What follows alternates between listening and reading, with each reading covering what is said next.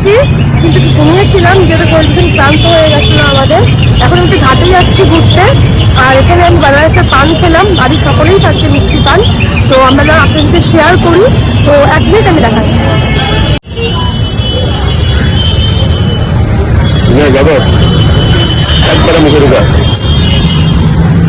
বাবা, ওরাও খাচ্ছে বানারসের পান, টেস্ট করালাম ওদেরও।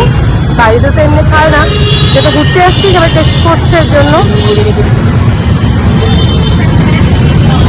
কেমন পানটা? কেমন? ভালো?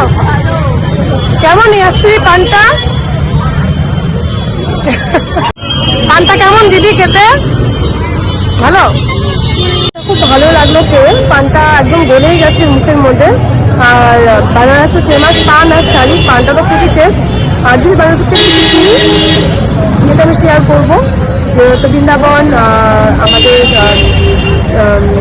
দর্শনা, এই সমস্ত জায়গা থেকে আমি জিনিসপত্র কিনেছি, সেগুলো আমি দেখাবো আপনাদের বাড়িতে গিয়ে। আমি বলেছি এবার ঘাটে গিয়ে দেখবো কত সুন্দর লাগছে, সেগুলো আমি শেয়ার করবো।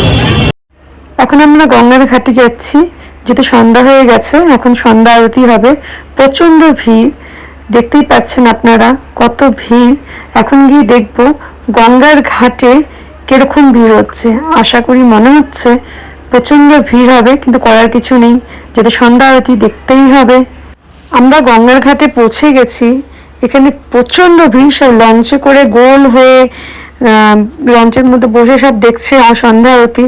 আমরা অনেকটাই দূরের থেকে দেখতে পাচ্ছি, তো আমি এর জন্য এলইডির মধ্যে আপনাদের দেখাচ্ছি। দেখুন কত ভিড়, সামনে যাওয়া অসম্ভব। এলইডির থেকেই দেখছি, আমরাও সামনের থেকে অল্প দূরের থেকে দেখতে পেরেছি। একটা ছোট্ট শিশু, দেখুন কি সুন্দর শিব ঠাকুর সেজেছে, কত ভালো লাগছে দেখতে। কত ছোট একটা বাচ্চা বসে আছে শিব ঠাকুর সেজে, ভালোই লাগছে দেখতে, সত্যিই খুব সুন্দর। আরও দেখাচ্ছি আমি আপনাদের। দেখুন গঙ্গার পাড়ে কত লঞ্চ আর নৌকো দিয়ে ভর্তি, অজস্র লঞ্চ আর নৌকো। এই লঞ্চে করে কিন্তু সবাই গঙ্গার এপার থেকে ওই পারে যায়।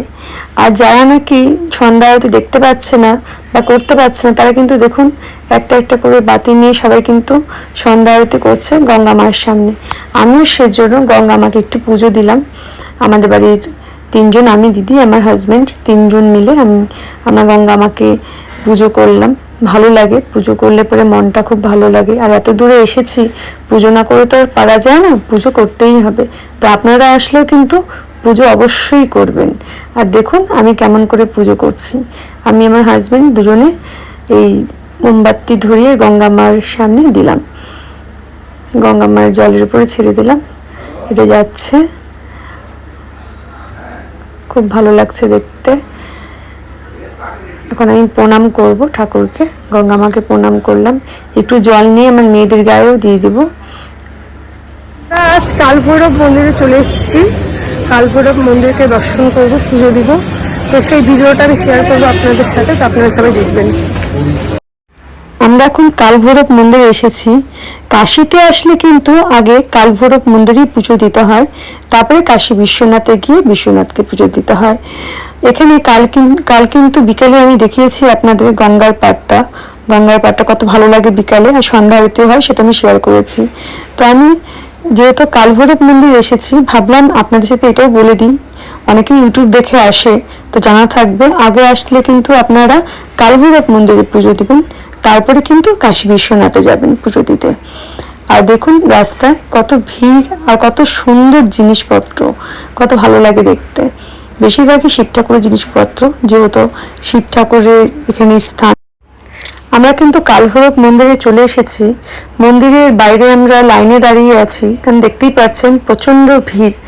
ওই গেট দিয়ে আমাদের প্রবেশ করে তারপরে মন্দিরে ঢুকতে হবে, ঢুকে পুজো দিতে হবে। আর আপনারা কিন্তু যতটুকু আমি দেখাতে পারি আমি দেখাবো, আপনারা কিন্তু ততটুকু দেখেই ঠাকুরের কাছে প্রণাম করবেন এবং আশীর্বাদ নেবেন। বাবা কিন্তু খুব দয়ালু, বাবা কিন্তু সবার মনের আশা পূর্ণ করে। আপনারা যদি আসতে চান বাবাকে বলবেন, দেখবেন আপনাদের মনের আশা পূর্ণ করবে বাবা। বাবা কিন্তু প্রতিটা সন্তানকে খুব ভালোবাসে। সবাই মিলে বলবেন হর হর মহাদেব। আমাদের কালভৈরবের পূজাটা হয়ে গেছে, এখন আমরা কাশী বিশ্বনাথে যাচ্ছি। তো কালভৈরবের সব ভিডিও আমি শেয়ার করতে পারিনি, মোবাইল এলাও ছিল না, যেটুকু পেরেছি সেটুকু শেয়ার করেছি। তো আপনারা সবাই মিলে ঠাকুরকে প্রণাম করবেন আর দর্শন করবেন, মোবাইল থেকে দর্শন করে নিয়ে সবাই প্রণাম করে আশীর্বাদ নেবেন। তো আমি এখন কাশী বিশ্বনাথে গিয়ে আপনাদের সাথে শেয়ার করছি। আমরা কিন্তু কাশী বিশ্বনাথ মন্দিরে চলে এসেছি। এখানে কিন্তু আসার পর শুনলাম যে মোবাইল নিয়ে মন্দিরের ভিতরে ঢুকতে দেয় না, তো বাইরে থেকেই মন্দিরের চূড়াটা একটু দেখা যাচ্ছে, তো সেটাই আমি ভাবলাম আপনাদের সাথে শেয়ার করি। আপনারা কিন্তু এটাই দর্শন করুন যারা আসেননি। আর বাইরে কিছু ঠাকুরের মন্দির আছে, সেটা আমি আপনাদের দর্শন করাচ্ছি, সেটাও আপনারা দর্শন করবেন। করার কিছু নেই, সম্পূর্ণ দর্শন করাতে পারলাম না, ভিতরে যেহেতু মোবাইল অ্যালাউ নেই, অল্প কিছুই করালাম, রুলস মানতেই হবে। প্রচণ্ড ভিড়ে আমাদের একদম অবস্থা খারাপ হয়ে গেছিলো, প্রচণ্ড। কি করা যাবে, করার কিছু নেই, ঠাকুরের জায়গা, ভিড় হবেই। সবাই আসে ঠাকুরের জন্য পুজো দিতে, মনের কামনা নিয়ে আসে সবাই। তো আপনারা সবাই আসেন, এসে নিয়ে কাশী বিশ্বনাথকে পুজো দিন, মনের কামনা পূর্ণ করুন।